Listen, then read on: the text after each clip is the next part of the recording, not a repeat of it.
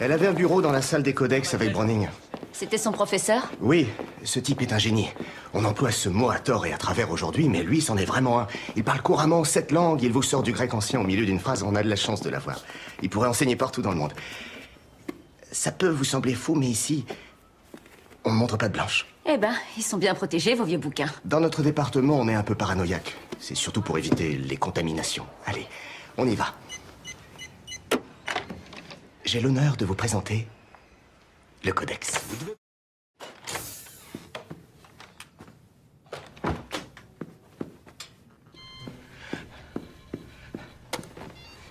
Allons-y.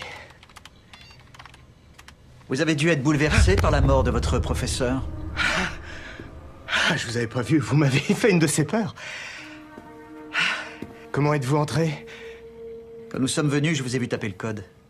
0931. La bataille d'Axiom. J'ai du retard à rattraper. Le professeur Browning aurait voulu que je fasse le nécessaire pour que ses travaux soient publiés en temps et en heure. De quelle façon vous êtes-vous blessé à la main gauche? Je suis tombé de vélo, mais comment vous le savez? Vous êtes gaucher et cependant vous tapez de la main droite. Quel revers cinglant pour vous. Après être tombé amoureux de Vicky, il l'a désigné comme co-auteur des Dernières Amours latines. Mais je n'ai pas vu votre nom mentionné sur la page de titre. J'ai validé mes crédits d'enseignement, le reste m'est égal. Vous étiez moins détaché quand vous avez appelé votre camarade étudiante pour lui annoncer que vous vous apprêtiez à aller vous jeter du pont. Vous saviez qu'elle accourrait aussitôt pour vous en empêcher, c'était dans son tempérament. Vous êtes un drôle de gars. Je vous souhaite du courage pour prouver tout ça. Prouver le meurtre de Vicky sera un cauchemar, oui. Mais pour celui du professeur Browning, ce sera beaucoup plus simple en revanche. Est-ce que vous croyez que c'est moi qui l'ai suicidé? Vous n'aviez pas le choix. Il était soupçonné du meurtre de sa maîtresse, mais son avocat aurait mis à jour tellement de failles dans l'accusation qu'il aurait bénéficié d'un non-lieu. La police aurait continué à fouiller. Browning se suicide, l'enquête prend fin. Et c'est là que vous avez eu du génie, et je pèse mes mots. L'amant bafoué pousse sa maîtresse du pont et, pris de remords, il s'ouvre les veines. Les 2 morts trouvaient leur explication. Personne n'irait chercher plus loin. C'était le meurtre parfait, un meurtre à 2 têtes. À l'abri des soupçons, vous pouviez co-signer la publication et avoir droit à une postérité bien méritée. Mais que fait la police? Oh, n'ayez crainte. La police est en route. Elle a toujours un petit peu de décalage, c'est normal. Ah!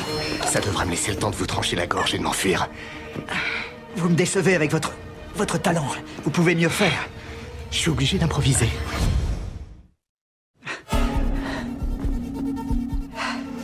Mais il y a des caméras ici. Tout le monde vous verra. De toute façon, il est trop tard. Au moindre geste, la lame s'enfoncera dans votre carotide et entraînera une mort quasi instantanée. Oh oui, merci, je sais.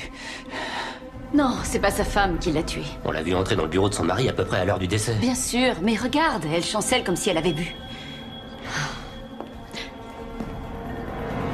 Oh mon Dieu, Henry!